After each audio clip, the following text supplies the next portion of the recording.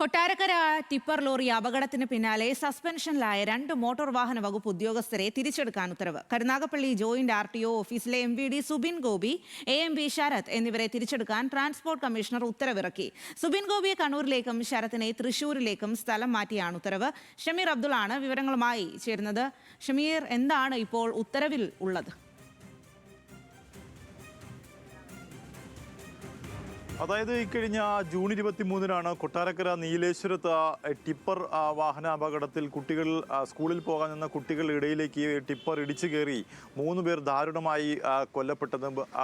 ഇതിന് തൊട്ടു പിന്നാലെ മോട്ടോർ വാഹന വകുപ്പ് ഇതുമായി ബന്ധപ്പെട്ട് നടത്തിയ അന്വേഷണത്തിൽ 2 ഉദ്യോഗസ്ഥരെ സസ്പെൻഡ് ചെയ്യുകയും ചെയ്തു. ഇതിൽ ഫിറ്റ്നസ് നൽകിയതുമായി ബന്ധപ്പെട്ടാണ് 2 ഉദ്യോഗസ്ഥരെ സസ്പെൻഡ് ചെയ്യുകയും മറ്റുള്ളവരെ സ്ഥലം മാറ്റുകയും ചെയ്തത്.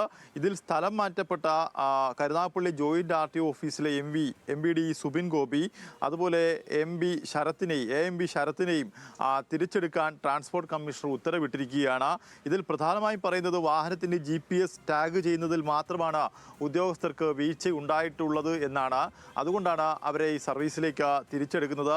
പത്തനംതിട്ട എൻഫോഴ്സ്മെൻറ്റ് RTOയുടെ അന്വേഷണ റിപ്പോർട്ടിൻ്റെ അടിസ്ഥാനത്തിലാണ് ഇത്തരത്തിലൊരു തിരിച്ചെടുക്കൽ ഉണ്ടായിരിക്കുന്നത്. ഒപ്പം തന്നെ എടുത്തു പറയേണ്ട പ്രധാനപ്പെട്ട വസ്തുത, ഈ ടിപ്പർ ലോറിയുടെ ടയറുകൾ ഏതാണ്ട് തേഞ്ഞ് പോയ നിലയിലായിരുന്നു.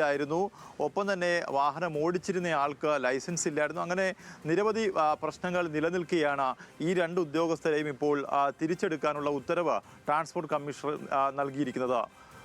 സ്വാതി. ഓക്കെ ഷമീർ.